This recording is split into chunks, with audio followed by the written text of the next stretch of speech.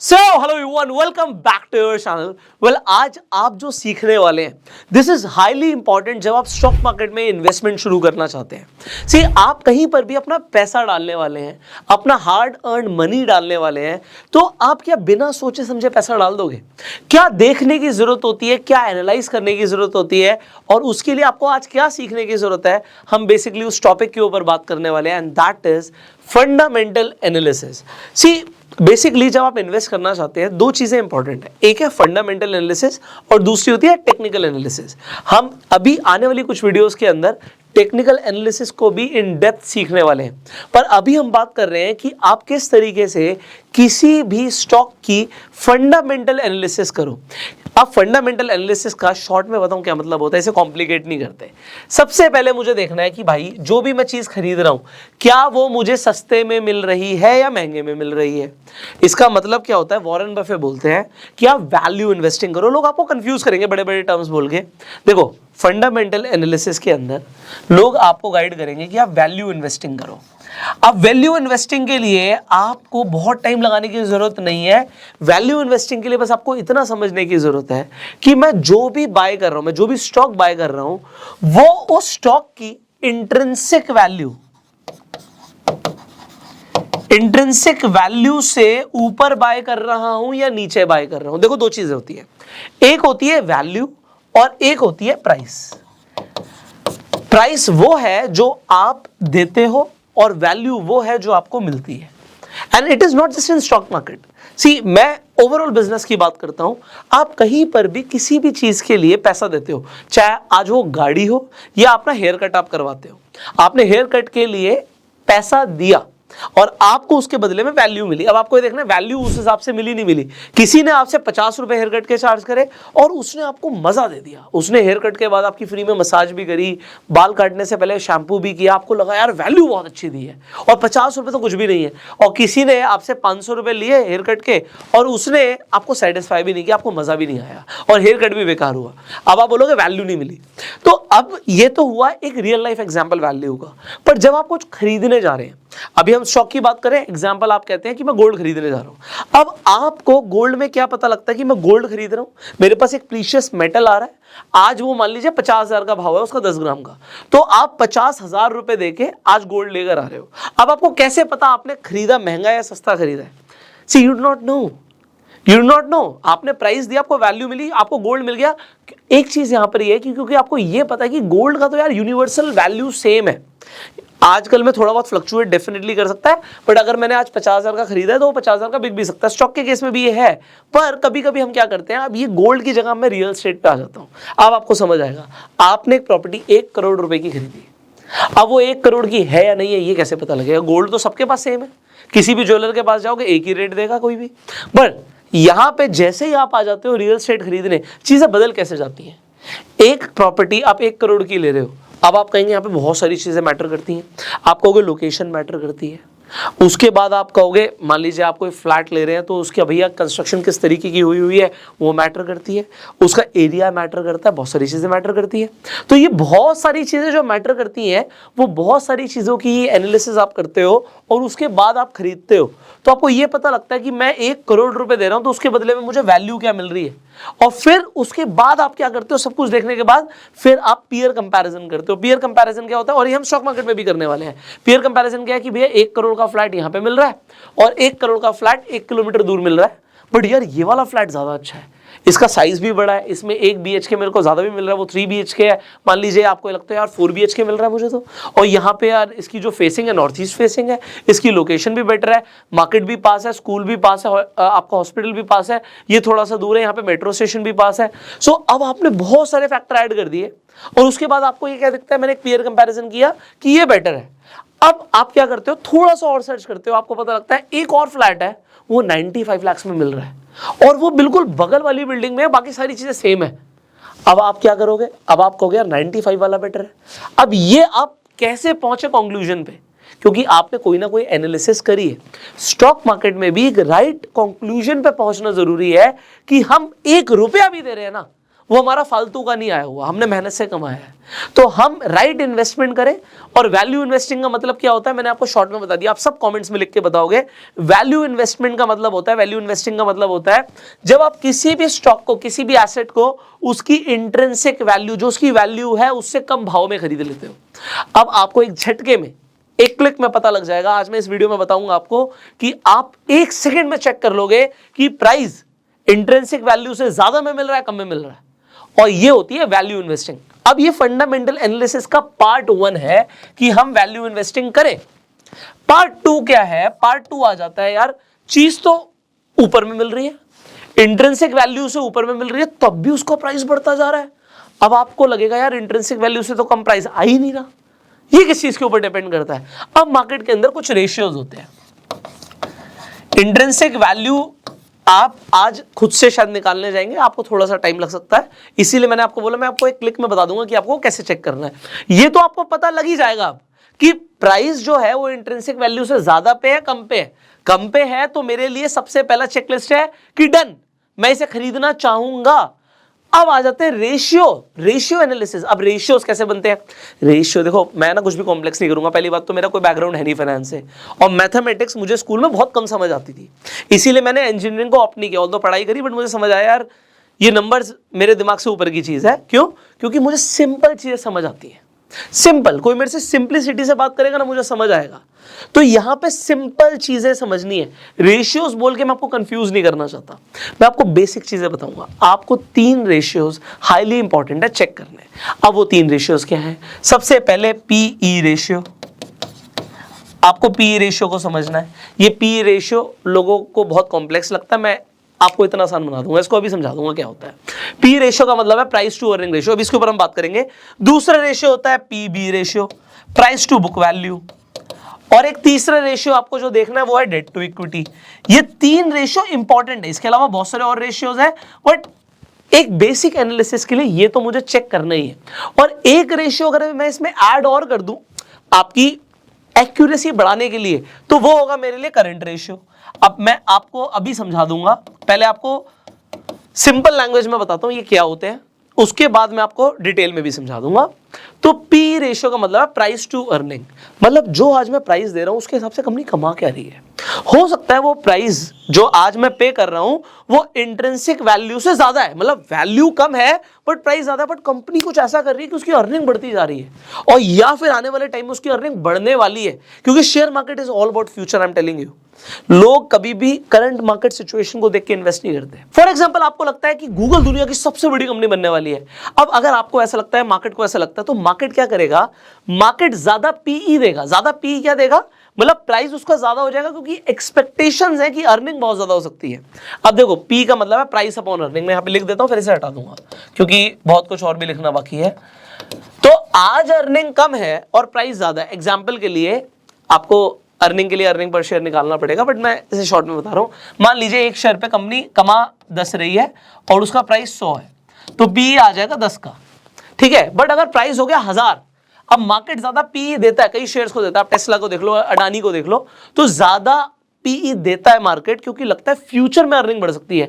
तो आज आपको दिखेगा यार पीई तो हो गया 100 का, बट अगर कल को अर्निंग बढ़ गई, अर्निंग ही 100 की हो गई, तो कल को ये 100 की जगह 10 का रह जाएगा पीई।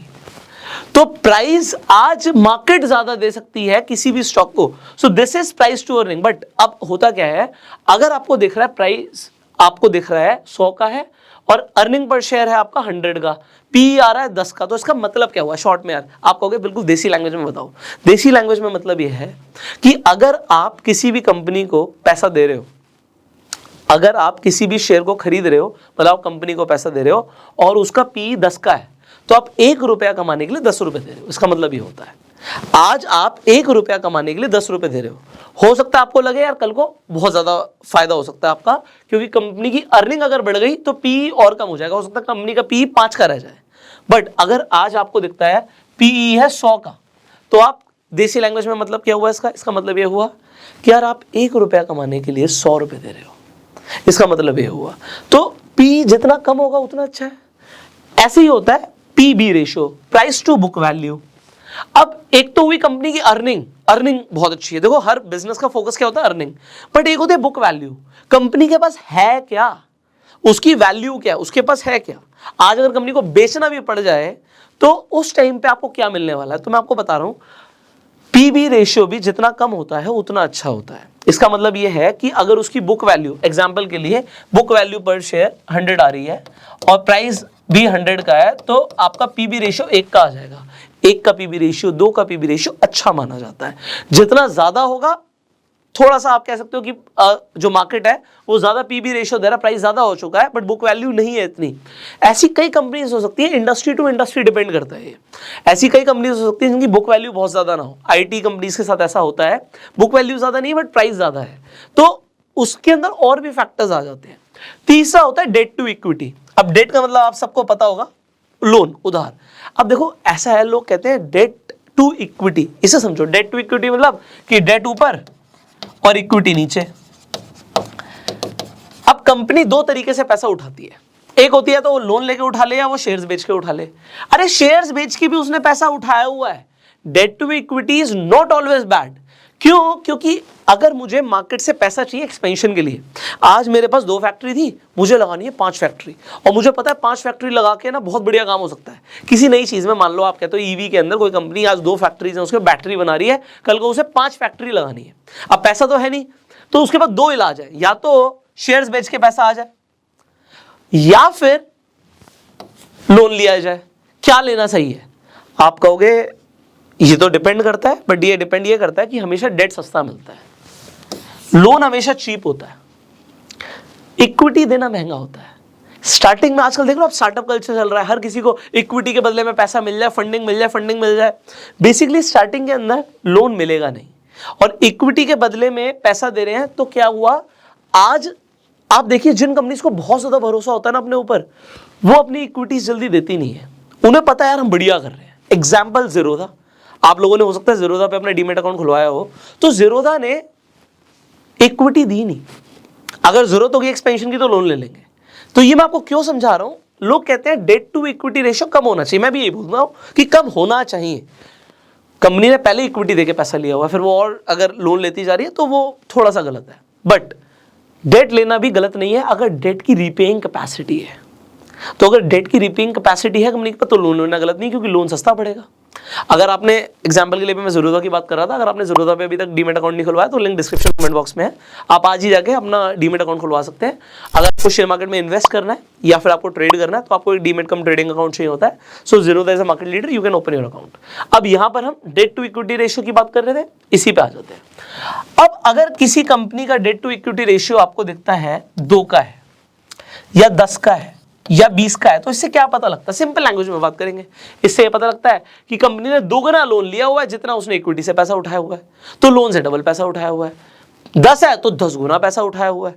इक्विटी के कंपैरिजन में पैसा दोनों से उठाया हुआ है, पैसा दोनों से उठाया हुआ है, बट इक्विटी के कंपैरिजन में लोन ज्यादा लिया हुआ है कंपनी ने। बट लोन लेना इज नॉट ऑलवेज बैड, ये मैं आपको बता रहा हूं। रीपेइंग कैपेसिटी देखनी है, और उसके लिए जस्ट मैं आपको बताऊंगा, इसके ऊपर थोड़ा सा आपको टाइम देना पड़ेगा, वीडियो लंबी हो सकती है, बने रहो, क्योंकि जो मैं आपको समझा रहा हूं ना, लोगों को ये सीखने में ना बहुत टाइम लग जाता है। आप 50 वीडियो देखोगे ना, तब जाके आपको ये सिंपल चीजें लोगों ने कॉम्प्लेक्स बनाई हुई हैं। लोगों को लगता है शेयर मार्केट इन्वेस्टमेंट बहुत ज्यादा कॉम्प्लेक्स है यार। कोई मतलब बहुत पढ़ा लिखा इंसान होगा जिसने चार्टर्ड अकाउंटेंट किया हुआ है, MBA किया हुआ है, फाइनेंस के अंदर है, सिर्फ वही इस चीजों को समझ सकता है। यही तो मिथ तोड़ना है। मैं आपको यही बताना चाहता हूं कि मेरा खुद का बैकग्राउंड फाइनेंस से नहीं है, पर मैंने चीजों को जिस तरीके से खुद समझा ना, एक सिंपल लैंग्वेज में हर किसी को समझ आ सकता है, मेरा मानना है। इसीलिए मैं आपके लिए वीडियोस बना रहा हूं, आपको अच्छी लगे तो शेयर भी करना। सो डेट टू इक्विटी रेशियो कम होना चाहिए, ये हमारा आइडियल पॉइंट है। बट हम एक चेक और ऊपर लगाएंगे इसके ऊपर कि डेट कंपनी ने लिया हुआ है बट उसकी रीपेइंग कैपेसिटी क्या है, उसके लिए क्या करना है, I just tell you. Finally current ratio. अब एक करंट रेशियो क्या है? वेल, अकाउंट्स में जो लोग हैं उन्हें सब पता ही है करंट रेशियो क्या होता है, जिन्हें नहीं पता मैं बता देता हूं।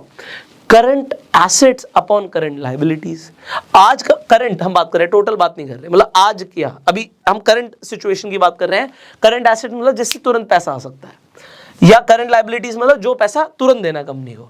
तो assets, current assets upon current liabilities, ये फॉर्मूला होता है हमारा करंट रेशियो का। तो इसका मतलब क्या हुआ, अगर कंपनी के पास मान लो 20 करोड़ के एसेट्स हैं और कंपनी की 10 करोड़ की लायबिलिटी है, तो करंट रेशियो हमारा क्या आ जाएगा, 2 का आ जाएगा। 2 का रेशियो ठीक है, क्यों ठीक है, क्योंकि लायबिलिटी कम है, एसेट ज्यादा है। तो अब करंट रेशियो भी जितना ज्यादा उतना बढ़िया। अब यहां पे पी रेशियो जितना हमारे लिए कम उतना बढ़िया, पीवी रेशियो जितना कम उतना बढ़िया, डेट टू इक्विटी रेशियो ऐसा बोलते हैं आइडियली कि कम हो तो ज्यादा बढ़िया है, तो ये भी मैं लिख देता हूं, बट मैंने आपको बताया इसके ऊपर एक और चेक है कि रीपेइंग कैपेसिटी क्या है, और फाइनली करंट रेशियो जितना ज्यादा उतना बढ़िया। तो ये 4 रेशियोज आपको समझना जरूरी है और इससे आपकी एक बेसिक रेशियो एनालिसिस हो गई। बट अभी भी फंडामेंटल एनालिसिस कंप्लीट नहीं हुआ, क्यों, अभी हमने ये देखा हम सस्ते में खरीद रहे नहीं खरीद रहे, फिर कुछ रेशियोज देख के हमें समझ आया, अर्निंग समझ आ रही है, बुक वैल्यू समझ आ रही है, डेट समझ आ रहा है और कंपनी के एसेट्स अपॉन लायबिलिटीज समझ आ रही है। तो आपने काफी हद तक समझ लिया, बट अभी भी कुछ रहता है। अब क्या रहता है उसकी भी बात कर लेते हैं। तीसरी चीज आपको फंडामेंटल एनालिसिस में जो समझना है वो है कंपनी की बैलेंस शीट को पढ़ना। अब आप कहोगे सर ये क्या कह रहे हो, बैलेंस शीट को पढ़ना तो बहुत ही मुश्किल है, ये तो समझ ही नहीं आएगा हमें। मैं कह रहा हूं आप ही को समझ आएगा, अभी आप ही बताओगे मुझे। हमें बेसिक चीजें समझनी है। देखो हर बिजनेस का मेन फोकस क्या होता है, वो होता है प्रॉफिट जनरेट करना। तो देखो 2 चीजें होती है, लोगों ने कॉम्प्लेक्स टर्म्स लिए, टॉप लाइन बॉटम लाइन, लोगों को नहीं समझ आता क्या है। अरे 2 चीजें हैं यार, माल जो बिक रहा है उसे सेल्स कहते हैं या रेवेन्यू आना कहते हैं, ये होती है टॉप लाइन, और जो बच रहा है सब कुछ के बाद वो होता है कंपनी का प्रॉफिट, इसे बॉटम लाइन कहते हैं। हमें क्या देखना है, कंपनी की सेल ईयर ऑन ईयर लगातार बढ़ रही है नहीं बढ़ रही, हमें ये देखना है, और कंपनी का प्रॉफिट ईयर ऑन ईयर लगातार बढ़ रहा है नहीं बढ़ रहा, नंबर 1। नंबर 2 हमें देखना है, अभी हमने एसेट्स अपॉन लायबिलिटीज की बात करी थी, पहले हमने current assets upon current liabilities की बात करी थी, अब हम बात करेंगे कंपनी के टोटल एसेट्स। टोटल एसेट्स और टोटल लायबिलिटीज जो कंपनी की हैं वो ईयर ऑन ईयर उसमें क्या चेंज आ रहा है। एसेट हर साल बढ़ने चाहिए, लायबिलिटीज हर साल कम होनी चाहिए। अगर ऐसा हो रहा है तो कंपनी बढ़िया कर रही है, सिंपल। तीसरी चीज, हर कंपनी के पास कैश होना चाहिए। अगर मैं कोई बिजनेस कर रहा हूं तो मेरे पास कैश है नहीं है, तो ये इंपॉर्टेंट हो जाता है, खासकर बड़ी कंपनीज के लिए। लिस्टेड कंपनीज हैं, पैसा उठाया हुआ है गया कहां, कहीं तो होगा ना, या तो एसेट्स में होगा, कंपनी ने अपने बिजनेस में पैसा लगा रखा है तो उससे एसेट्स क्रिएट किए हुए हैं, एसेट्स में होगा पैसा, या फिर कंपनी में कैश भी तो होगा। कंपनी कितने कैश के साथ बैठी हुई है बहुत इंपॉर्टेंट होता है। तो मुझे तीसरा कैश फ्लो चेक करना है कंपनी का, cash flow year on year कैसा चल रहा है। अब देखो अगर कंपनी लगातार सेल बढ़ा रही है, प्रॉफिट बढ़ा रही है, एसेट्स बढ़ रहे हैं, लायबिलिटीज कम हो रही हैं और कैश फ्लो बढ़ रहा है, बस इसे ही कहते हैं बैलेंस शीट चेक करना। आपको मुझसे सुन के लग रहा है मुश्किल चीजें नहीं है, ये इजी है यार, कॉम्प्लेक्स है ही नहीं। अगर ये जितना इस स्क्रीन पर लिखा है इसके अलावा मैं कह रहा हूं ये कर लिया, 90% फंडामेंटल एनालिसिस आपने कर ली, इसके बाद जो बची हुई 10% है वो एक्सपर्ट्स को करने दो। एक्सपर्टीज आपको भी आ जाएगी, किसी भी फील्ड में 5 साल देने हैं और आपको भी एक्सपर्टीज आ जाएगी। अब यही काम आप 5 साल तक करते रहोगे, आप एक्सपर्ट बन जाओगे। बट मैं आपको एक बात बता रहा हूं, अगर आपने ये सब चेक कर लिया 90% टाइम आप गलत नहीं हो सकते, मैं आपको बता रहा हूं ये चीज। इसके साथ साथ हम डेफिनेटली टेक्निकल्स को ऐड करेंगे। कुछ लोग क्या करते हैं, फंडामेंटल एनालिसिस सिर्फ फंडामेंटल्स देखते हैं, कुछ लोग सिर्फ टेक्निकल्स देखते हैं। मैं कहता हूं जब दोनों अगर हम सीख सकते हैं तो दोनों को समझ के इन्वेस्ट करेंगे। आपको क्या लगता है, अगर टेक्निकल एनालिस्ट कहते हैं कि और टेक्निकल एनालिसिस से बढ़िया कुछ है ही नहीं, कहते हैं ना भाई, कहते हैं प्राइस भगवान है। जब प्राइस भगवान है वो प्राइस को देखते हैं, हम कहते हैं बिल्कुल हाथ जोड़ के जो आप कह रहे हो ठीक कह रहे हो भाई, हम सीख लेते हैं, हम समझ लेते हैं। और जो फंडामेंटल एनालिसिस कर रहे हैं वो कह रहे हैं यार फंडामेंटल्स देखो और सिर्फ इसे देख के इन्वेस्ट करो, आज क्या प्राइस पे हो रहा है फ्लक्चुएशन हमें नहीं देखना। मैं कहता हूं आप दोनों देखो, जब दोनों सीखने के लिए अवेलेबल है तो सीख लो ना भाई, और जब समझ आ जाएगी तो आप फंडामेंटल्स भी देखोगे और चार्ट भी देखोगे और राइट इन्वेस्टमेंट करोगे। Getting it? चलो अब ये हमने देखा, बट यार इसकी एनालिसिस करने के लिए क्या करें, इसके लिए आपको एक स्क्रीनर चाहिए होगा, बहुत सारे स्क्रीनर अवेलेबल हैं। सो मैं टिकरटेप यूज करता हूं, मैं अभी यहां पर खोलूंगा Tickertape and I will show you exactly, जैसे मैंने बोला था ना 1 सेकंड में आपको इंट्रिंसिक वैल्यू पता लग जाएगा, या मेरे लिए स्क्रीनर ने पहले ही काम कर दिया। सो हमारे पास स्क्रीनर आ गया, यहाँ पे मैं टिकर टेप यूज कर रहा हूँ, आप भी चाहें तो यूज कर सकते हैं, लिंक डिस्क्रिप्शन कमेंट बॉक्स में है। सो अब स्क्रीनर्स हमारी हेल्प क्या करते हैं, एग्जाम्पल के लिए आप यहाँ पे टिकर टेप पे जाएंगे, स्क्रीनर पे आपको स्टॉक स्क्रीनर दिखेगा, आपने खोला हुआ है, मैंने यहाँ पे खोला हुआ ऑलरेडी। अभी इसे कैसे यूज करना है, इसके अंदर हमने रेशियो एनालिसिस भी करनी है, फिर बैलेंस शीट भी चेक करनी है, ये सब अभी हम करने वाले हैं। सो सबसे पहले मैं यहाँ पे एग्जाम्पल रिलायंस, सब रिलायंस का नाम सुनते हैं, अंबानी साहब का सब नाम सुनते हैं, तो एक बार अंबानी साहब की कंपनी को हम देख लेते हैं भाई, है ना। तो अब यहाँ पर मैंने बोला था 1 सेकंड में पता लग जाएगा कि इंट्रिंसिक वैल्यू से ऊपर है प्राइस है नीचे है। ये देखिए रिलायंस इंडस्ट्रीज का मैंने यहाँ पे आपके लिए टिकर टेप पे स्क्रीनर पे आके मैंने यहाँ पे खोल दिया, और यहाँ पे आपको चेकलिस्ट में, इन्वेस्टमेंट चेकलिस्ट में सबसे पहले दिखता है कि जो करंट प्राइस है वो इंट्रिंसिक वैल्यू से ज्यादा है। तो मेरे लिए कॉम्प्लेक्स चीज आसान हो गई, मुझे 1 सेकंड में पता लग गया यार जो प्राइस है ना वो वैल्यू से ज्यादा है। ओके, वैल्यू से ज्यादा है। मुझे और भी सारी चीजें दिख रही हैं, बहुत सारी चीजें हैं, बट जो बेसिक चीजें हैं हम स्टेप बाय स्टेप उन्हीं पे बात करेंगे। तो जो मेरा यहां पर एक पॉइंट था जो मुझे 1 सेकंड में चेक करना था, पहला चेकलिस्ट, जिस भी शेयर में मैं इन्वेस्ट कर रहा हूं मुझे चाहिए कि मैं इंट्रिंसिक वैल्यू से कम पे खरीद रहा हूं। अब मैं ये काम एक स्क्रीनर के थ्रू बहुत आसानी से कर सकता हूं। तो अब आप किसी भी स्टॉक में इंटरेस्टेड हो, अभी मैं आगे बढ़ूंगा किसी भी स्टॉक के लिए, आप कोई भी स्टॉक का नाम सर्च कर सकते हो। यहाँ पे एग्जाम्पल के लिए आप कहते हो जी मुझे इंटरेस्ट है आईटीसी में, सो हम यहाँ पे आईटीसी खोल देंगे। आज यहाँ पे आपको आईटीसी दिख रहा है कि भैया इंट्रिंसिक वैल्यू से ज्यादा है, अभी ये 250 के नीचे जब ट्रेड कर रहा था तो यहाँ पे इंट्रिंसिक वैल्यू से कम में मिल रहा था। तो क्योंकि मैं रेगुलरली देखता रहता हूँ इसलिए आपको बता रहा हूँ। तो यहाँ पे आज आपको दिख रहा है कि इंट्रिंसिक वैल्यू से ज्यादा पे है। आप कब खरीद सकते हो इसे, यहाँ पे मेरा पहला चेकलिस्ट है प्राइस इंट्रिंसिक वैल्यू से कम पे हो। तो मैंने आईटीसी खरीदा हुआ है 200 से भी कम के भाव में, 200 से भी कम के भाव में मैंने आईटीसी खरीदा हुआ, क्योंकि मेरी पहली चेकलिस्ट पे ये सबसे पहले, अभी मैं आगे की बात नहीं कर रहा और करूंगा सारी बातें, बट पहली चेकलिस्ट पे ओके था। अब क्योंकि मैंने इंट्रिंसिक वैल्यू से कम पे खरीदा हुआ है, पिछले 1 साल में देख सकते हो आईटीसी का ग्राफ ऊपर गया है। सो आप देख सकते हैं कुछ टाइम पहले 200 के आसपास का रेट था। सो अब 200 से भी पहले अगर किसी ने खरीदा हुआ है तो उसे एक अच्छी रैली का फायदा मिला। अब ये चेक करना कि ये प्राइस, आपको कैसे पता लगेगा कि ये स्टॉक भागेगा, कैसे पता लगेगा, हम फंडामेंटल एनालिसिस करेंगे। अब फंडामेंटल एनालिसिस में नंबर 1 पॉइंट है कि प्राइस इंट्रिंसिक वैल्यू से कम हो। अगर आप कहते हो कि मुझे आज आईटीसी खरीदना है, आप खरीद सकते हो, मैं कोई रिकमेंडेशन नहीं दूंगा, बट मेरा चेकलिस्ट है, आप अपना चेकलिस्ट बना सकते हो। मेरा चेकलिस्ट है कि यार मैं उस स्टॉक को तब खरीदता हूं जब वो अपनी इंट्रिंसिक वैल्यू से कम पे हो। This is point number 1 for me, कि इंट्रिंसिक वैल्यू से कम खरीद रहा हूं तो भैया वैल्यू इन्वेस्टिंग तो मैंने कर दी है। एग्जांपल ले लेते हैं भाई, मैं कई सारी कंपनीज को सर्च करता हूं, तो मैं कोई भी स्टॉक रिकमेंडेशन नहीं देना चाहता, ना मैं देता हूं, मैं आपको बता रहा हूं। एग्जाम्पल के लिए ये कंपनी ले लेते हैं। सो इस कंपनी का प्राइस आपको दिख रहा है एसएमसी ग्लोबल का 78.5 है। अब यहां पे अगर आप इन्वेस्टमेंट चेकलिस्ट देखो मेरी, तो मैं सबसे पहले कहता हूं इंट्रिंसिक वैल्यू से कम पर हो। अगर ये है, अब मैं आगे बढ़ूंगा। सो मेरा यार आप देखो सिर्फ 3 पैरामीटर्स थे फंडामेंटल एनालिसिस में, एक हो गया, एक पे टिक लग गया। अब भाई साहब दूसरी चीज है, अब ये रेशियो एनालिसिस की बात कर रहे हैं हम।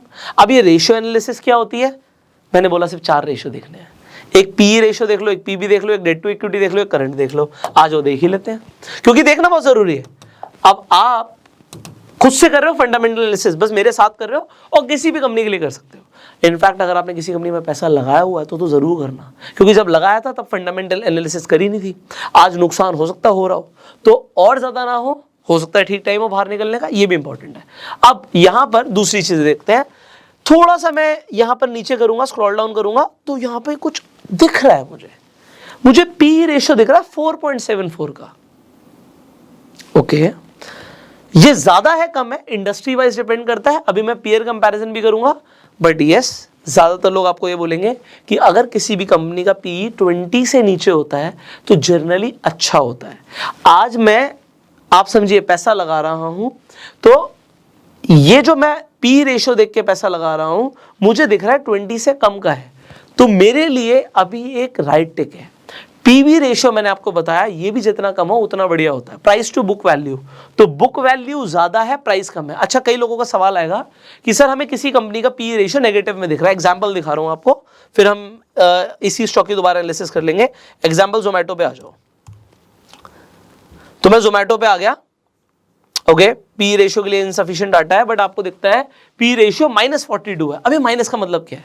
देखो, माइनस का मतलब यह है प्राइस तो कभी भी नेगेटिव नहीं हो सकता, तो प्राइस तो मुझे दिख रहा है 62 रुपए का है, बट अर्निंग नेगेटिव में हो सकती है। तो अगर मैं यहीं पे इसकी एनालिसिस करूं, सो अगर मैं फाइनेंशियल्स में जाऊंगा, अभी हम बैलेंस शीट की बात कर रहे थे, तो अगर कंपनी प्रॉफिट नहीं बना रही, नेट इनकम देख रहे हो आप माइनस में दिख रही है, अगर नेट इनकम कंपनी की आपको दिख रहा है कि लॉस हो रहा है, तो उसका पी रेशियो नेगेटिव में आएगा। बट इंपॉर्टेंट क्या है, इंपॉर्टेंट चीजें समझानी जरूरी है। पी रेशियो नेगेटिव में हो सकता है, पी बी रेशियो नेगेटिव में नहीं हो सकता, तो बुक वैल्यू कुछ ना कुछ तो होगी। बुक वैल्यू 3 की है, अब ये ज्यादा है कम है आप बताएंगे। वैसे आपको समझ आ रहा है कि पी बी रेशियो के हिसाब से देखें तो 3 का बुक वैल्यू गलत नहीं है, ठीक है, ये गलत नहीं है। तो बुक वैल्यू है कंपनी के पास, प्राइस आज 3 गुना ज्यादा है उसकी बुक वैल्यू से, ये अलग बात है, तो वो मार्केट देता है। अब कुछ और समझ रहे हैं, यहाँ पे सेक्टर पी -165 का है, अब कोई बोले कि 42 का गलत है, सही है, सो अभी हमें काफ़ी कुछ करना है। बेसिकली यार प्रॉफिट मेकिंग कंपनीज में पैसा लगाओ तो ज़्यादा अच्छा रहता है। सो एक अभी हम एनालिसिस कर ही रहे थे आपके साथ, एक सेकेंड, कुछ और खोल लिया हमने, so just a second, okay. So मैं शेयर की बात कर रहा हूँ एग्जाम्पल के लिए। अब मुझे कैसे पता लगेगा, ये मैंने बोला 20 से कम होता है बढ़िया होता है, तो मैं यार एक पीयर पी देखना चाहता हूं, उस सेक्टर का पी क्या है। यहां पे आपको सेक्टर का पी भी दिख रहा है 20 है, सॉरी पी दिख रहा है 20 है, 20 का पी सेक्टर का है।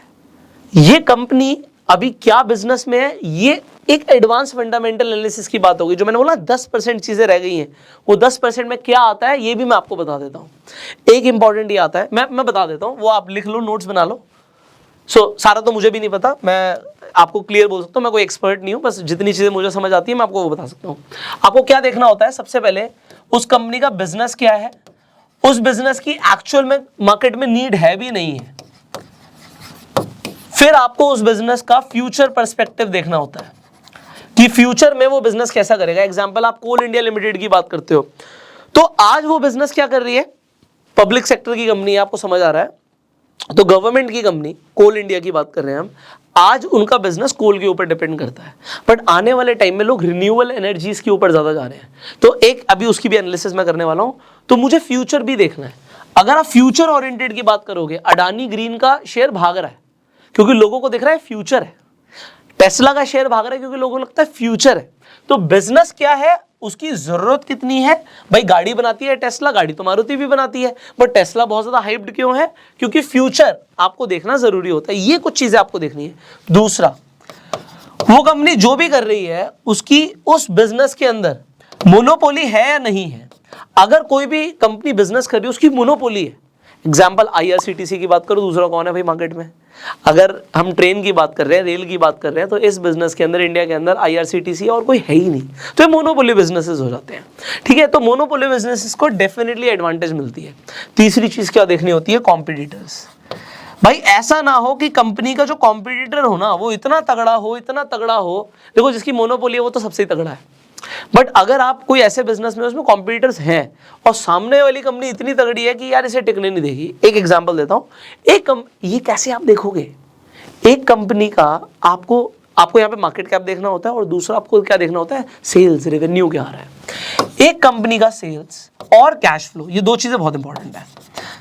आपको दिख रहा है एक कंपनी का सेल्स आ रही है 200 करोड़ रुपए की, और एक कंपनी जिसमें आप पैसा लगा रहे हो उसका 20 करोड़ है। अब बाकी सारी चीजें तो इंपॉर्टेंट है ही, जो पहले भी बताया वो भी इंपॉर्टेंट है। और एग्जांपल के लिए इस कंपनी के पास 1000 करोड़ का कैश पड़ा हुआ है और उसके बाद 15 करोड़ का कैश पड़ा हुआ है। तो होता क्या है, जिस कंपनी के पास सेल ज्यादा आ रही है उसके पास नेटवर्क ज्यादा होता है, उसके कनेक्शन ज्यादा होते हैं। इंडिया के अंदर वैसे अब इसे आप समझ लेना खुद ही, पॉलिटिकल सपोर्ट नाम की भी एक चीज होती है। तो जिस बिजनेस के साथ अगर थोड़ा सा ऐसा हो गया तो शेयर्स भागते हैं। ठीक है, ये आगे की एनालिसिस है। आपको देखना है जो बिजनेस चल रहा है उसे कौन सी पार्टी के साथ थोड़ा सा कनेक्शन है, तो आप समझ रहे होंगे। ऐसे ग्रुप ऑफ शेयर्स भी है जो बहुत तेजी से भाग रहे हैं, बट इसे हम सब इनडायरेक्टली रख सकते हैं, डायरेक्टली हम बात नहीं कर सकते। But yes, political support it is not just in India, all over world. तो अगर कोई भी बिजनेस ऐसा है जिसे कहीं ना कहीं थोड़ा सा भी पॉलिटिकल सपोर्ट है, उस शेयर के भागने की प्रोबेबिलिटी बहुत ज्यादा बढ़ जाती है। और फिर एक कंपनी का 15 करोड़ अकाउंट में पड़ा हुआ है, एक के पास 1000 करोड़ अकाउंट में पड़ा हुआ है, तो अगर वो बिजनेस करने निकलेंगे तो 1000 करोड़ वाला ना 15 करोड़ वाले को कुचल देगा, खत्म कर देगा। तो ये भी देखना जरूरी होता है। बट क्योंकि आप बिगनर हो सकता है ज़्यादातर लोग बिगनर हो, तो आप बस इतना देख लो, ये इंपॉर्टेंट है। क्योंकि अगर आप इस तरीके से इन्वेस्टमेंट करोगे, आप 10 में से 8 बार अच्छी कंपनीज ही चूज करने वाले हो, ठीक है। सो दिस इज इंपॉर्टेंट। मैं अगेन, मुझे फर्क नहीं पड़ता यार मेरी वीडियो लेंदी बनती है, हो सकता है बहुत लिमिटेड लोग इन वीडियोस को देखें, पर मुझे इस चीज से बहुत फर्क पड़ता है, जो लिमिटेड लोग इन वीडियोस को देख रहे हैं ना, उनको वैल्यू मिलनी चाहिए। उनको ऐसा ना लगे यार हम एक वीडियो देखने भी आए थे और टाइम वेस्ट हो गया। उनको ये होना चाहिए यार चाहे 1 घंटे की वीडियो थी पुष्कर की, बट हमें सीखने को मिला। कई सारी वीडियोस हो सकती हैं ऐसी कि जिसमें आप गए और आपको लगे यार मैंने इतना टाइम भी दिया और मजा नहीं आया। तो मेरी वीडियो कोई एंटरटेनमेंट के लिए नहीं है, मैं कोई कॉमेडी नहीं कर रहा यहाँ पे, क्योंकि जो मैं आपको सिखा रहा हूँ ना, आपका पैसा पहले तो बचेगा और फिर बनेगा भी, और बचाना ज्यादा जरूरी है मेरे लिए। वॉरेन बफे का पहला रूल है प्रोटेक्ट योर कैपिटल। तो अब यहाँ पर मैं जो एनालिसिस कर रहा था मैं उसे कंटिन्यू करता हूँ। सो मुझे यहाँ पे दिख रहा है कि यार पी रेशियो 4.74 का है, पीबी रेशियो भी ठीक है 0.89 का है, डिविडेंड यील्ड। अब ये क्या होती है, देखिए अभी यहाँ पर ना अगर आपको समझना है ये सब चीजें, मैंने एक तो रेशियो एनालिसिस के लिए एक डिटेल में वीडियो बनाई हुई है, आई बटन पे लिंक है, आप जाकर उसे देख सकते हैं। तो मैंने ऑलरेडी टाइम लगाया हुआ है, तो शॉर्ट में मैं यहाँ पे बता रहा हूँ क्योंकि ये क्रैश कोर्स के अंदर आप अभी हैं और आपको back to back valuable videos मिलनी है। सो जो हाईली इंपॉर्टेंट है हम उसे डिस्कस कर रहे हैं, इंपॉर्टेंट तो फिर बहुत कुछ है। तो डिविडेंड यील्ड का सिंपल सी मतलब है कि कंपनी डिविडेंड कितना दे रही है। तो अब कुछ लोग बोलेंगे डिविडेंड ज्यादा अच्छा होता है, डिपेंड करता है आप किस तरीके के पर्सन हो। देखो कंपनी ना 2 तरीके से यहाँ पर आपको, एक तो या तो डिविडेंड देगी, अगर वो डिविडेंड नहीं दे रही, एग्जांपल गूगल डिविडेंड नहीं देता, तो अगर गूगल डिविडेंड नहीं देता तो वो पैसे को रखता है क्योंकि उसे लगता है लोगों को पहले ही पता होता कि उनको हम पैसा दे रहे हैं वापस, उसके बाद भी वो कहीं ना कहीं इन्वेस्ट करेंगे। तो अगर उन्हें इन्वेस्टमेंट आता तो हमें क्यों पैसे देते, उन्होंने हमें दे दिया तो हम ही खुद ही इन्वेस्ट करके कंपनी को बड़ा कर देंगे। तो या तो कंपनी अपने पास ही पैसे रखती है कंपनी को बड़ा करने के लिए, उससे कंपनी का शेयर प्राइस बढ़ जाता है। और अगर आप बहुत सारी कंपनीज देखेंगे, आप ओएनजीसी देखेंगे, इंडियन ऑयल देखेंगे, उनका डिविडेंड आपको यील्ड बहुत ज्यादा देखेगा। कोल इंडिया की मैंने बात करी थी, तो कोल इंडिया का डिविडेंड यील्ड, हम कोल इंडिया की बात कर रहे थे तो मैं खोल ही देता हूँ क्योंकि एनालाइज तो आप कर ही रहे हैं। ये देखिए हमने कोल इंडिया की बात करी, अब ये वो 10% वाला पॉइंट यहाँ पे इंपॉर्टेंट है, इंट्रिंसिक वैल्यू से कम पर है भाई। पीई 8.33 का है, इंडस्ट्री पीई 13 का है, कम है। पीबी रेशियो 3.30 का, मतलब प्राइस बुक वैल्यू से ज्यादा का है। डिविडेंड यील्ड, डिविडेंड बहुत अच्छा दे रही है कंपनी, 7.25% का है। बट मैं इन्वेस्ट करूं ना करूं, अब यहाँ पे आपका, अभी हम आगे की भी बात करेंगे, अभी बैलेंस शीट की भी बात करनी है, और भी चीजें हैं, पर इंपॉर्टेंट क्या था, पहले बिजनेस भी देखना है, वो बिजनेस कर क्या रही है, उसकी जरूरत कितनी है, आने वाले टाइम में फ्यूचर पर्सपेक्टिव क्या है। ये थोड़ा सा एक लेवल ऊपर है, बट आपको खुद देखना है, अदरवाइज आपको कोल इंडिया की बाकी के फाइनेंशियल ठीक ठाक लगने वाले हैं। तो यहां पे मैं आपको कुछ दिखाना चाहूंगा, क्योंकि आप यहां पर समझ रहे हैं कि जो प्राइस है हो सकता है टेम्परेरी फेज में अभी ग्रो भी कर रहा हो, क्योंकि कंपनी आज के लिए, आज तो चल ही रहा ना सब कुछ, फ्यूचर में क्या होने वाला है। बट इसी तरीके से अगर मैं कोई और फ्यूचर ओरिएंटेड कंपनी की बात कर दूं तो उसका आपको शेयर प्राइस ना अलग लेवल पे भागता हुआ दिखेगा। So example Adani green energy. अब आप यहां पे कहते हो इसे देखते हुए या इसे देखते हुए, ओके, सो प्राइस कहां पे 66 रुपीज था और इसने हाई जो मारा हुआ है वो आपको दिख रहा है भैया 3000 रुपए का मारा हुआ है। तो आपको दिख रहा है इंट्रिंसिक वैल्यू से इस वक्त बहुत ज्यादा है, तो इन्वेस्टमेंट तो मैं आपको बिल्कुल सजेस्ट नहीं कर रहा, बस मैं आपको एक पॉइंट बता रहा हूं, जो मैंने आपको पॉइंट बताया था। पी रेशियो देखिए 674 का है, 674, और इंडस्ट्री पी 27 का है। मार्केट बहुत ज्यादा पी भी दे सकता है किसी कंपनी को, जैसे कि यहां पर दिया हुआ है, पीबी रेशियो भी बहुत ज्यादा है। तो इन्वेस्टमेंट तो बिल्कुल नहीं करनी, इन्वेस्टमेंट तो बिल्कुल नहीं करनी। इन्वेस्टमेंट आप तब शायद कर सकते थे जब प्राइस बहुत कम था, बट आज की डेट में तो आपको इन्वेस्टमेंट बिल्कुल नहीं करनी। बट मैं आपको बस ये बता रहा हूं कि फ्यूचर ओरिएंटेड कंपनीज का शेयर प्राइस अलग लेवल पे भागता है। तो यहां पे आप समझ रहे हो, 27 रुपए से अगर कंपनी का प्राइस 2700 चला गया तो 100 गुना की ग्रोथ है। 1 लाख रुपए 1 करोड़ भी बनता है शेयर मार्केट में, ऐसे बनता है, बट संभल के। अगेन एक हम एनालिसिस कर रहे थे, मैं वहीं पे दोबारा आ जाता हूं क्योंकि आपको फाइनेंशियल्स भी दिखाने हैं। सो अब ratio analysis you understood, alright. So आपको रेशियो एनालिसिस समझ आ रही है यहाँ पे। अब रेशियो एनालिसिस के बाद हमें क्या देखना होता है, अच्छा, यहाँ पे आपको टिकर टेप में स्पेशल फीचर्स मिलते हैं, कंपनी वाइज आपको फॉरकास्ट भी मिलती है, ठीक है। हमें बेसिकली अब यहाँ पे कुछ और चीज़ें देखनी है। अब वो क्या देखनी है, देखो यहाँ पे अब आ गई हमारी, जो हमें समझना था, हमें कंपनी के फाइनेंशियल समझने थे।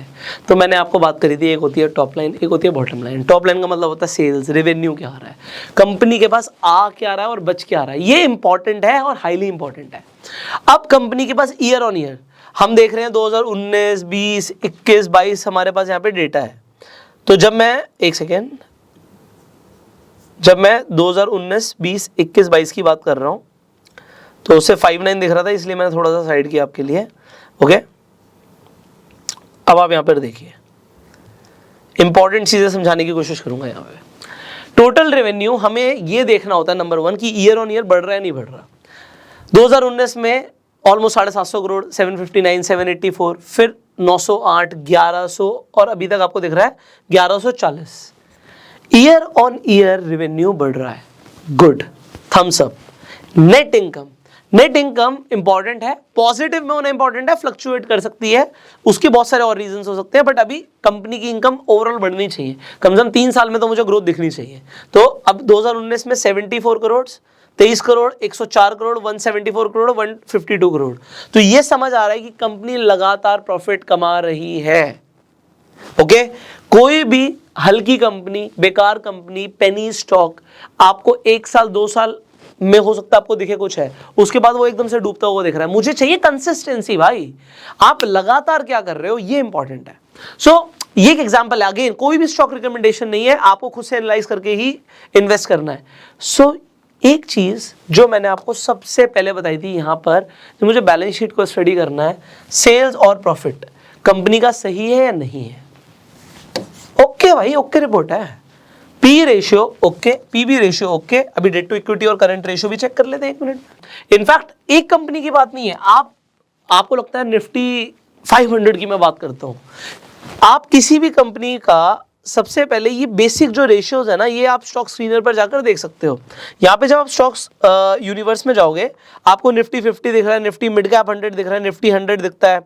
आप निफ्टी 500 के अंदर भी अगर आप देखना चाहते हो, मैंने यहाँ पे निफ्टी 500 सेलेक्ट किया हुआ है, सो आप यहाँ पे फिल्टर डाल लो। आपको मैंने बोला कि हमें यहाँ पर क्या क्या चाहिए, हमें एक डेट टू इक्विटी चाहिए, मैंने लिया हुआ है डेट टू इक्विटी ऑलरेडी, और मुझे एक चाहिए होता है इंटरेस्ट कवरेज रेशियो। मैंने आपको बोला था कि कंपनी की पावर क्या है इंटरेस्ट पे करने के लिए। देखिए इंटरेस्ट कवरेज रेशियो हमने लिया हुआ है, और एक मुझे चाहिए था करंट रेशियो, तो करंट रेशियो भी लिया हुआ है। अब करंट रेशियो मैंने आपको बताया था जितना ज्यादा उतना बढ़िया। सो अब एग्जांपल के लिए मुझे यहां पर देखना है कंपनी का डेट टू इक्विटी रेशियो। अब देखिए यहां पर ऐसी ऐसी कंपनीज है जहां पे डेट बहुत ज्यादा है और इक्विटी के कंपैरिजन में डेट बहुत ज्यादा है। सो डेट टू इक्विटी आपको यहां पर दिख रहा है। एग्जांपल शॉपर्स स्टॉप लिमिटेड की हम बात करते हैं, आपको पता होगा शॉपिंग के लिए जाते हैं, तो यहां पर डेट टू इक्विटी रेशियो आपको 2700 से ऊपर का दिख रहा है, ऑलमोस्ट 2800 के आसपास। उसके बाद करंट रेशियो क्या देखना होता है कि लाइबिलिटी ज्यादा है, एसेट ज्यादा है। सो अगर एसेट ज्यादा होता तो 1 से ऊपर होता, अभी लाइबिलिटी ज्यादा है तो 0.77 दिख रहा है। और इंटरेस्ट कवरेज रेशियो भी हमारा ज्यादा होना जरूरी है, यहाँ पे 0.53 का मतलब जितना इंटरेस्ट लिया हुआ है उसके हिसाब से इनका इंटरेस्ट कवरेज रेशियो ठीक नहीं है। और अगर मैं यहां पे एक छोटी सी एनालिसिस करना चाहूं, कोई भी स्टॉक आपके सामने खुला हुआ है, आपको बेसिक एनालिसिस करनी बहुत जरूरी है। सो आपको दिख रहा है इंट्रिंसिक वैल्यू से अभी प्राइस ज्यादा है, तो आप इस शेयर को नहीं खरीदोगे। देन बिजनेस देखना, फ्यूचर देखना, मोनोपोली देखनी, बहुत सारी चीजें हैं। तो ये आपको कैसे पता लगेगा, मैंने आपको ये बता दिया। अब हम आ जाते हैं फाइनेंशियल्स पे। ओके, एक एग्जाम्पल इसी कंपनी की हम बात कर रहे थे। सो फाइनेंशियल्स में हमने एक चीज समझ ली थी, वो थी सेल्स एंड प्रॉफिट। उसके बाद इनकम में आ गई सेल्स एंड प्रॉफिट। अब बैलेंस शीट का जो दूसरा पार्ट था हमारा, वो था हमारा कि कंपनी के पास टोटल एसेट्स और टोटल लायबिलिटीज कितनी है और उनका ईयर ऑन ईयर क्या चल रहा है। सो अगर मैं एसेट्स की बात करूं तो यहां पे हम टोटल एसेट्स देख रहे हैं, हम ये एसएमसी के एग्जांपल के लिए बात कर रहे हैं। सो टोटल एसेट्स आपको दिख रहा है 2350 करोड़, 1800 करोड़, 2300 करोड़ और almost 2900 crore. So year on year ठीक है, मुझे ग्रोथ दिख रही है, कुछ ड्रास्टिकली कम नहीं है, बट लायबिलिटीज बढ़ रही है, कम हो रही है। सो लायबिलिटीज यहां पर 1600 करोड़, फिर कम हुई 1900 करोड़, 1600 करोड़, 2000 करोड़। सो अब अगर आपको एक बेसिक चीज देखनी हो कि एसेट ज्यादा है, लायबिलिटी ज्यादा है, सो आप एसेट्स कहेंगे 3000 करोड़ के हैं और 2000 करोड़ की लायबिलिटी है। लायबिलिटी अगर और कम हो जाती है कंपनी के लिए और अच्छा है। ये एनालिसिस है, अगेन आपको खुद से चेक करना आप जिस भी कंपनी में पैसा लगा रहे हो। सो फिलहाल के लिए again a green list, because green check है यहाँ पे, एसेट ज्यादा है, लाइबिलिटीज कम है, बट अगर लाइबिलिटीज बढ़ गई तो एकदम से मेरे लिए क्रॉस लग जाएगा, ठीक है। तो मुझे ऑल द टाइम चेक करना होता है। आप जिस भी कंपनी में इन्वेस्ट कर रहे हो, सी शेयर का प्राइस आपका ऊपर जा रहा है, आप कुछ नहीं चेक करोगे, आपको चेक तब करना है जब आपको ये देखना है कि कम हो रहा है, क्या हो रहा है। अगर कम हो रहा है तो एक और इंपॉर्टेंट चीज आ जाती है जो कि होती है प्रमोटर की प्लेजिंग क्या है। अब ये प्लेजिंग क्या चीज आ गई? प्लेजिंग का मतलब होता है, देखो जो प्रमोटर्स होते हैं, मतलब प्रमोटर का मतलब क्या होता है, देखो कंफ्यूजिंग टर्म्स हैं ये सब। अब हम क्या करते हैं, हम जब कोई बिजनेस शुरू करते हैं तो हम अकेले होते हैं। किसी ने कोई मिठाई की दुकान खोली तो वो खुद चला रहा है ना, यहाँ पे टेक्निकल टर्म में उसे प्रमोटर बोल देते हैं। मतलब जिन्होंने कंपनी शुरू करी है वो प्रमोटर्स हैं, उनके पास इक्विटी होती है, उनको होल्डिंग्स होती है शेयर्स की। अगर वो चाहे तो अपने शेयर्स एकदम से बेच भी सकते हैं या उसके बदले में पैसा उठा सकते हैं। अच्छा, कोई शेयर के बदले में पैसा कब उठाएगा? जब उसे मार्केट से पैसा नहीं मिल रहा। सो ज्यादा प्रमोटर की जो शेयर्स हैं उनकी प्लेजिंग होना अच्छा नहीं होता। सो यहाँ पे आपको ये भी दिख जाएगा, आप होल्डिंग्स पे जब जाओगे, आप ये स्क्रीनर पे बहुत आसानी से देख सकते हो कि जो प्रमोटर ने जो उसकी होल्डिंग्स हैं वो बढ़ रही है या कम हो रही है, और प्लेजिंग बढ़ रही है या कम हो रही है। इंपॉर्टेंट चीज, पिछले 6 महीने में प्रमोटर की होल्डिंग बढ़ी है, मतलब प्रमोटर अपने ही शेयर खरीद रहा है। कोई बंदा अपने ही शेयर क्यों खरीदता है? क्योंकि अगर उसे लगेगा कि कंपनी में पोटेंशियल है, या इस वक्त ठीक है यार मैंने पहले शेयर्स दिए थे, अब मैं दोबारा अपने ही शेयर्स खरीद लेता हूं। ये बहुत इंपॉर्टेंट चीज है, एडवांस हो रहा है अब ये फंडामेंटल एनालिसिस का एक लेवल ऊपर का वर्जन है, but yes it is important to learn. और अगर प्लेजिंग बढ़ रही होती तो तुरंत रेड फ्लैग आ जाता मेरी तरफ से, बट प्लेजिंग कम हो रही है। प्रमोटर की होल्डिंग्स जो है, जो प्लेज्ड है, वो इनसिग्निफिकेंट है लिखा हुआ है, दिस इज इंपॉर्टेंट। तो शेयर होल्डिंग पैटर्न को देखिए। पहली बात तो अभी इस कंपनी के अंदर, चलो एक और एडवांस लेवल पे जाते हैं। जैसे ही किसी भी कंपनी के अंदर म्यूचुअल फंड्स या फॉरेन इंस्टीट्यूशनल इन्वेस्टर्स एंटर करते हैं, उसका शेयर भागेगा, बहुत तेजी से भागेगा। क्यों भागेगा? क्योंकि जब कोई फॉरेन इंस्टीट्यूशन आके पैसा डालता है, जनरली वो बड़ा पैसा डालते हैं, म्यूचुअल फंड हाउस बड़ा पैसा डालते हैं, शेयर भागता है, और फिर दिखता है उन इस फॉरेन इंस्टीट्यूशन ने या म्यूचुअल फंड हाउस ने इस शेयर में पैसा लगाया हुआ है, तो और लोग भी पैसा लगाते हैं। अगर आप किसी कंपनी का, ये अगेन एग्जांपल आपको खुद से एनालाइज करना है, ठीक है, 4000 से ऊपर आपको कंपनीज दिखेंगी एनालाइज करने के लिए, खुद से एनालाइज करना है। अगर किसी शेयर के अंदर आज की डेट में म्यूचुअल फंड्स नहीं घुसे हुए या फॉरेन इंस्टीट्यूशन नहीं घुसे हुए और बाकी सब कुछ सही दिख रहा है, बाकी सब कुछ सही दिखना इंपॉर्टेंट है। अगर बाकी सब कुछ बेकार दिख रहा है फिर तो ये तो बिल्कुल ही बेकार है, फिर तो वो घुसेंगे ही नहीं। बट आप ये देखो, अगर सब कुछ सही दिख रहा है और आज वो नहीं घुसे, तो आपने उस कंपनी को कब पिक किया है? जब सही समय था। अब एक चीज और देखनी होती है, जिसमें ऑलरेडी घुस जाए उसमें उनकी जो इन्वेस्टमेंट्स है बढ़ रही है नहीं बढ़ रही। फॉरेन इंस्टीट्यूशन इन्वेस्टर्स इसके अंदर सिर्फ 1% उनकी होल्डिंग है और वो लगातार अपनी होल्डिंग बढ़ा रहे हैं, कम नहीं कर रहे, which is very good. Next, promoter की होल्डिंग बढ़ रही है कम हो रही है? 62%, 62.35, 37, 62.95, 63.88 एंड देन 67.39। अभी आपको दिख रहा है कि ये कम नहीं हो रही, ग्रीन साइन होता है ये। और डोमेस्टिक इंस्टीट्यूशंस अभी नहीं घुसे हैं, म्यूचुअल फंड्स नहीं घुसे हैं, इंपॉर्टेंट है। ओके, सो ये भी हमने समझ लिया। आप डेफिनेटली पीयर कंपैरिजन जरूर कीजिए। वो कंपनी जो भी है, एग्जांपल इसके कॉम्पिटिटर्स कौन है, आईसीआईसी सिक्योरिटीज है, आईएफएल फाइनेंस है, एंजल वन है। So basically they are into stock broking. So P ratio बाकी कंपनीज का क्या है, इसका 4 का है, उसका 11 का, 11 का 21 का। पीबी रेशियो सबसे कम किसका है? डिविडेंड यील्ड भी आप चेक कर सकते हो अगर आपको डिविडेंड में इंटरेस्ट है। एंड देन आपको ये भी देखना है कि उसका कंपैरिजन ऑफ प्राइस क्या चल रहा है, ठीक है। तो ये मैंने आपको एक बेसिक आज फंडामेंटल एनालिसिस करना सिखाया। अब आपने जो अभी एनालिसिस करी है, इसके अंदर एक चीज और रह गई थी, वो थी कैश फ्लो। सो अब हमें कैश फ्लो भी देखना है। देखो थोड़ा लंबा है यार, बट बियर विद मी, मैं चाहता हूं कि आपको समझ आए। सो अब इस कैश फ्लो में बहुत सारी चीजें यहाँ पे लिखी हुई हैं। नेट चेंज इन कैश है, आपको बेसिकली फ्री कैश फ्लो देखना होता है, कंपनी के पास फ्री कैश फ्लो कितना है। तो यहां पे 2018 से ही देख लेते हैं 1 मिनट के लिए। सो 2018 में फ्री कैश फ्लो कंपनी के पास कम था, -245 करोड़, 164 करोड़। फिर एकदम से आप देख सकते हो 800 करोड़ का फ्री कैश फ्लो है, फिर 400 करोड़ माइनस में दिख रहा है, फिर 129 दिख रहा है। बेसिकली जितना ज़्यादा हो उतना अच्छा होता है। तो आज हमें दिख रहा है कंपनी के पास 129 करोड़ रुपीस का कैश इन हैंड है, ये कैश फ्लो है कंपनी के पास। अगर कैश फ्लो ये लगातार नेगेटिव जाएगा it is bad, so I would say it is neutral. तो मैं इसे कोई बहुत ज़्यादा ग्रीन चेकलिस्ट नहीं दूंगा, तो रेड भी नहीं दूंगा, बट इट इज़ न्यूट्रल। अगर ज़्यादा बढ़ेगा ये बहुत अच्छा है। सो आप यहाँ पे आपको बेसिक पैरामीटर समझ आ गए हैं। आई होप आपको एक बेसिक चीज़ समझ आ गई। अब आप किसी भी कंपनी में, आप स्टॉक यूनिवर्स पे आप जाके किसी भी कंपनी में सेम एनालिसिस कर सकते हो, whether it is Bharti Airtel और अडानी और कोटक, वट एवर यू से। सो अगेन अगर आप कहते हो जी मुझे एयरटेल में पैसा लगाना है, इंट्रिंसिक वैल्यू से आपको लग रहा है कि ज़्यादा है प्राइस अभी, तो आपके लिए पहली चेकलिस्ट क्या हो जाती है, नहीं यार अभी नहीं, तो कुछ और देखते हैं, क्योंकि पैसा तो लिमिटेड है ना। किसी के पास भी अनलिमिटेड कैपिटल नहीं है, चाहे वो आप हो चाहे मैं हूं। अगर आपको, अब ये इंपॉर्टेंट है, कहीं से भी टिप आती है ना कल को कि भाई मैं कह रहा हूं इन्वेस्ट कर दे, तो आप अपनी पहले फंडामेंटल एनालिसिस करेंगे फिर इन्वेस्ट करेंगे। बट अब एक और चीज़ है, आज आपने फंडामेंटल एनालिसिस सीख ली, मैं आपको जेन्युइनली बता रहा हूँ, आपको 90% फंडामेंटल एनालिसिस आ गई है। अगर आप मेरे साथ अभी तक बने हुए हैं, you have understood about 90% fundamental analysis in this video.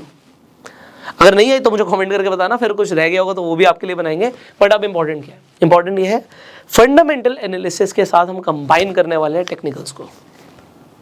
आप और खतरनाक तरीके से आगे बढ़ने वाले हो। ये मैं क्यों बोल रहा हूँ, क्योंकि अगर आपने टेक्निकल्स को ऐड किया, आपकी एक्यूरेसी और बढ़ जाएगी और आपके प्रॉफिट्स और बढ़ेंगे, आपको रिटर्न्स और बेहतर आएंगे। अगर आपको सीखना है तो आप कमेंट करके ज़रूर बताइएगा। देखिए हम तो अपना टाइम दे रहे हैं, हमें आपसे सिर्फ एक ही चीज़ चाहिए कि अगर आपको इस वीडियो से वैल्यू मिल रही है इसे शेयर ज़रूर करना। अगर आप शेयर करेंगे मेरा पर्पस सॉल्व हो जाएगा इस वीडियो को बनाने का। So thank you so very much अपना प्यार देने के लिए। आपके जो भी सवाल है आप कमेंट्स में पूछिएगा। अगर आपके पास अभी तक डीमेट अकाउंट नहीं है, सो शेयर मार्केट में अगर आपको इन्वेस्ट करना है, ट्रेड करना है, आप ज़ीरोधा पे जाकर डीमेट अकाउंट खुलवा सकते हैं, लिंक डिस्क्रिप्शन कमेंट बॉक्स में है। Finally I will see you in the next video. Till that time you go self made.